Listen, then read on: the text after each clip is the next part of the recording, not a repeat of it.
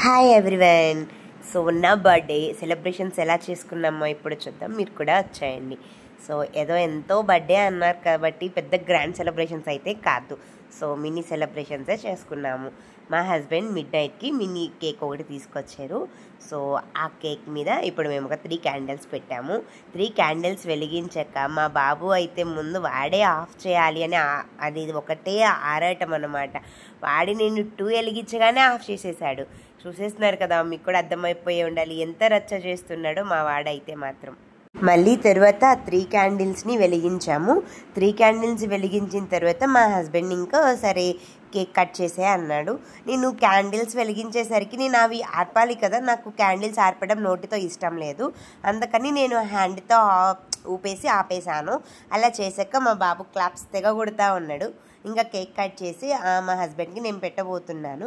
కానీ మా హస్బెండ్ అన్నాడు, కానీ నువ్వు నాకు ఫస్ట్ పెట్టకూడదు, బర్త్డే నీది కాబట్టి నేను నీకు పెట్టాలి అని చెప్పాడు. ఆ తర్వాత నేను మా హస్బెండ్కి పెట్టాను. ఇంకా మా బాబు అయితే వెయిటింగ్ అనమాట. నాకు ఎప్పుడు పెడతారో, నేను ఎప్పుడు కేక్ తినాలి అని వెయిట్ చేస్తున్నాడు. అందులోకి వాడు ముందే టేస్ట్ చేసేయడం కోసం చేతులు పెట్టి కదిలిచ్చేస్తున్నాడు. అందులోకి వాడికి కూడా నేను కేక్ కట్ చేసి ఒక చిన్న పీస్ వాడికి పెట్టాను. తర్వాత వాడు నాకు పెట్టాడు. అలా మేము కేక్ కటింగ్ అయితే అయిపోయింది. ఆ తర్వాత మా బావగారు ఉన్నారని చెప్పి మేము కొన్ని ఫొటోస్ దిగాము.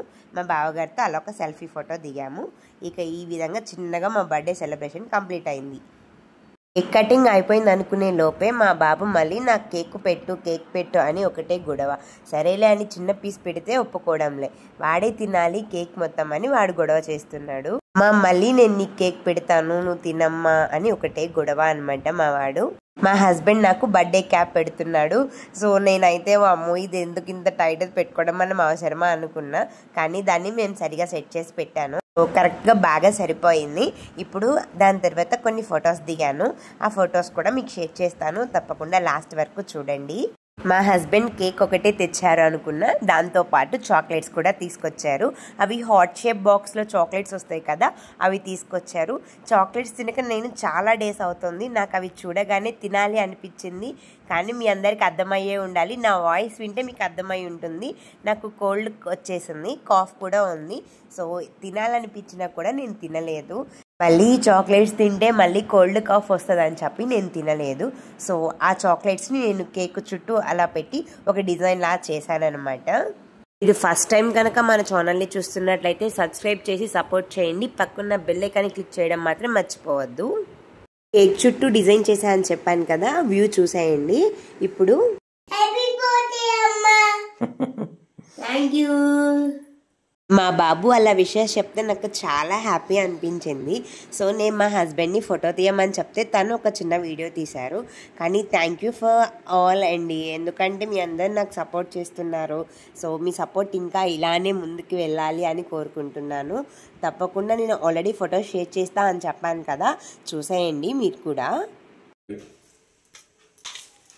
Happy birthday. I wish your mind fresh like this always. Thank you so much. Oh my God. You.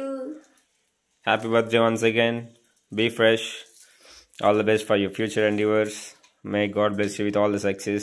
Every year నా బర్త్డేకి నేను శారీ ఆర్ డ్రెస్ని ప్రిఫర్ చేస్తాను.